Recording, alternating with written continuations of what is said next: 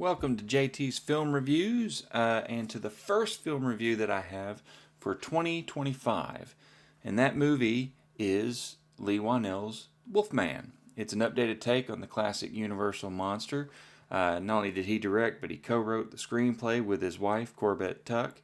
And it stars Christopher Abbott as Blake, a family man who is moving his family to Oregon after he inherits a house from his dad. And on the way there, something mysterious attacks them, and Blake is scratched. They then barricade themselves in the house to get away from this thing, whatever it is. I wonder what. But soon, Blake himself begins to change, and he possibly is changing something into something that'll be an even bigger threat to his wife and child. This is a follow-up film for Leigh Whannell, who directed the hit 2020 film The Invisible Man, and the question is, does he do a good job with this remake? Ultimately, yes. However, the movie does have a few things kind of going against it. The first is that it's simply not as good as The Invisible Man. That is a stronger movie, in my opinion. Secondly, this movie is a slow start of a movie. For about the first 30 minutes, I'm kind of wondering, okay, let's get this moving, let's get the ball rolling. Got a strong opening, but then it kind of drags for a little bit.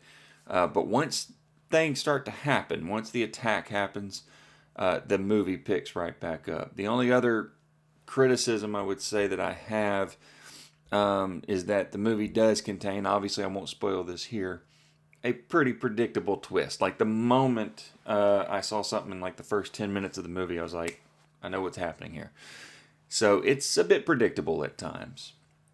But again, the second half of the movie, or actually probably maybe the second 2/3 of the movie, are strong. That's where the movie picks up, and that's where the movie ultimately wins. The it's a ride from that point forward. It's a dark and moody ride. It's very atmospheric. But one of the greatest things that I liked about this movie were changing perspectives. There's times in the movie where you're seeing it from Blake's perspective as he's changing, and then the camera will pan around and you're seeing what Charlotte and Ginger are actually seeing. So as he's getting worse, those perspectives are changing, and I thought that was a really cool addition to how to tell this monster story. We don't usually get to see the monster's perspective too often in a horror movie. It's usually from the perspective of whoever's trying to get the hell away from the monster. Let's see. Looking at my notes here, the performances are great. I think Abbott did a great job as this version of Wolfman as Blake. I have not watched much with Julia Garner. I know she was on that, I think that Ozark show. I never got to see it. She does a great job here as Charlotte. And Matilda Firth plays the daughter, Ginger. She also gives a very strong performance. Now, one thing I want to address is I had learned of some leaks of the final Wolfman design before the movie. I didn't seek them out. I didn't want to see them. So I didn't see those images before I watched the movie. But now that I watched the movie, I looked that up to see what people were talking about. And it looks like it was a staged thing for some event at Universal. And admittedly, if I had seen those images at first, I would have thought, uh-oh, like this isn't going to be too good. It was kind of a costume model of the final design. But rest assured, with all the trimmings, all the makeup, and everything applied to this final design in the movie and seeing it in action, it was a really cool Wolfman design. It actually works. And so don't worry about those leaks. Don't worry about, or if you saw those images, don't worry about that. The design works.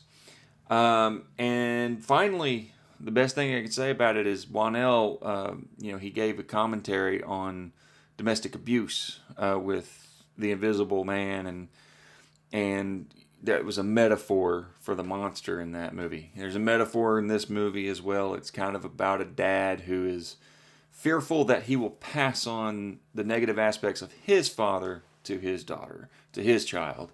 And the monster is representative of that. That's a mark of a good horror movie. that can take a metaphor and kind of spin it in there and not beat you over the head with it. You see it when you watch the movie. And so he does a good job for the most part. I kind of had to go back and forth with what I was going to rate this movie as far as stars, because I didn't know I wanted to give it a positive mark. I was leaning narrowly towards 4 stars, but then I kind of went back, well, maybe it's 3 stars. So I cut out the middleman, or I met at the middle, and I gave the movie 3.5 stars out of 5. It is a solid movie. I definitely tell you, go see it. It's a great start to 2025. Normally, the films I watch January to about March are not the best. It's the studio just trying to throw out whatever they've got that they don't know if they have an audience for it or not. I really wish they had pushed this movie more in marketing. I only remember seeing a trailer for it and not much else beyond that. I hope it's kind of a sleeper hit at best.